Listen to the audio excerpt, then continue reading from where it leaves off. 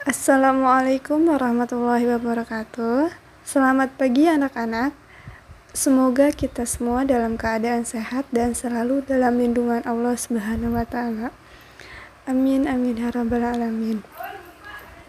Oke, hari ini kita akan membahas materi lanjutan dari teks deskripsi, yaitu B. Mengidentifikasi informasi teks deskripsi, dan C. Menelaah struktur dan kebahasaan teks deskripsi. Mari kita membahas materi yang pertama, yaitu mengidentifikasi informasi teks deskripsi. Untuk mengetahui informasi teks deskripsi, kalian harus mengetahui struktur deskripsinya. Yang pertama ada deskripsi umum.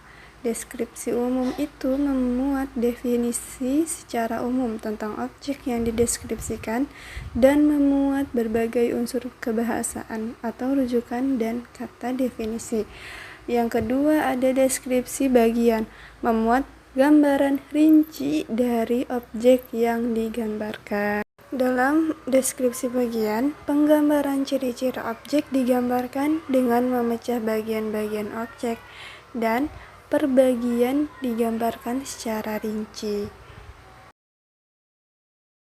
Selanjutnya ada unsur kebahasaan teks deskripsi.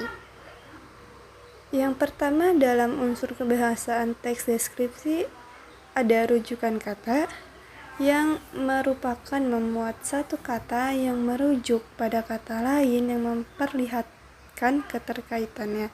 Rujukan kata berkaitan dengan kata ganti. Yang kedua, dalam unsur kebahasaan teks deskripsi yaitu kata berimbuhan. Kata berimbuhan merupakan kata dasar yang sudah mendapatkan imbuhan. Maka dari itu, kata ini akan mengalami perubahan bentuk, fungsi, dan maknanya. Dalam kata berimbuhan terdapat kata dasar awalan atau prefix, kata dasar akhiran atau sufiks, dan kata dasar sisipan atau juga disebut dengan infix. Nah, di sini Ibu akan berikan contoh kata dasar awalan prefix. Nah, kata dasarnya adalah menyapu.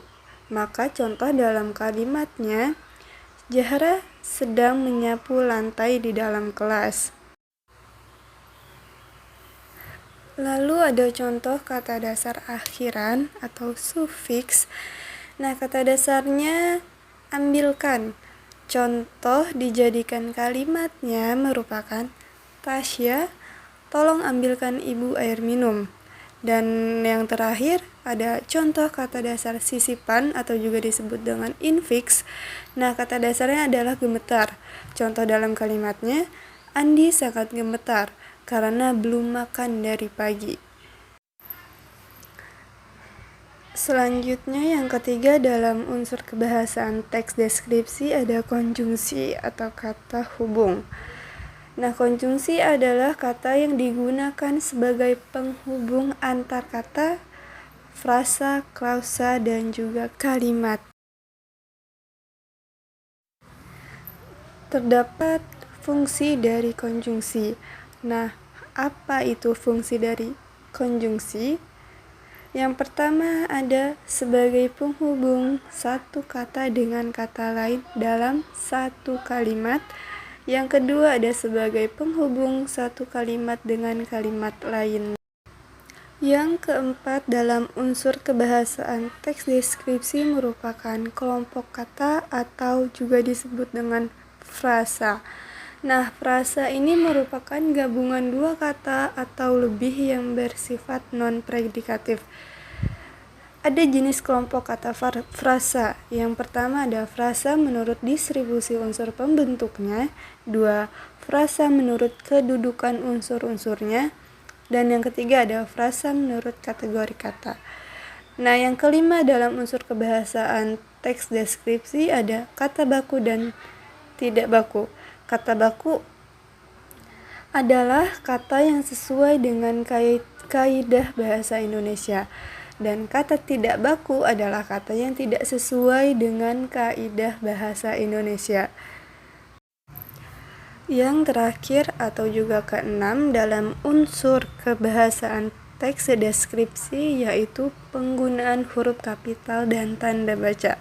Penulisan teks deskripsi harus memperhatikan huruf kapital dan tanda baca. Selanjutnya ada jenis-jenis teks deskripsi.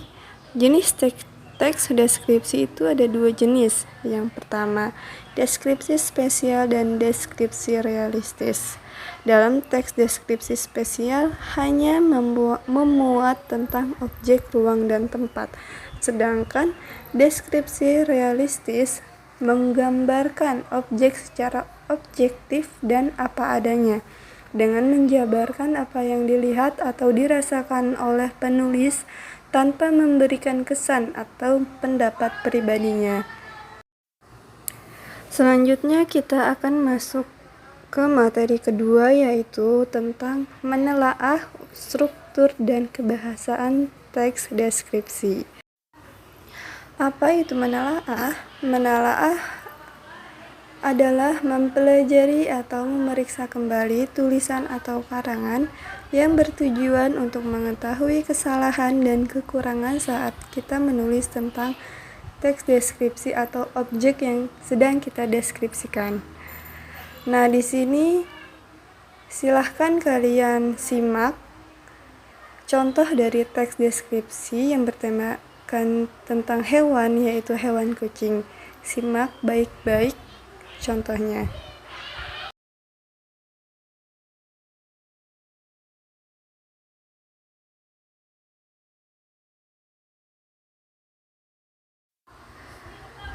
Oke, seperti yang sudah kalian lihat contoh dari teks deskripsi sebelumnya, maka kita akan menelaah struktur teks deskripsi yang berjudul kucing tersebut. Dalam struktur teks deskripsi terdapat dua bagian. Yang pertama deskripsi umum dan yang kedua adalah deskripsi bagian. Deskripsi umum yang terdapat dalam teks deskripsi yang berjudul kucing ini terdapat pada paragraf pertama, yaitu kucing merupakan nama dari hewan golongan mamalia yang mengonsumsi daging atau karnivora. Hewan ini berasal dari famili Felidae. Kenapa demikian? Karena pada paragraf pertama memuat definisi tentang objek yang dideskripsikan secara umum. Lalu yang kedua ada deskripsi bagian. Deskripsi bagian yang ada dalam teks deskripsi kucing ini terdapat pada paragraf kedua yang menjelaskan objek kucing ini secara terperinci dengan menjelaskan tahun ditemukannya hewan kucing. Sampai di sini, semoga kalian semua paham tentang yang Ibu sampaikan hari ini. Baik, cukup sekian materi yang dapat Ibu sampaikan. Kurang lebihnya mohon maaf. Wabillahi taufiq wal hidayah. Wassalamualaikum warahmatullahi wabarakatuh.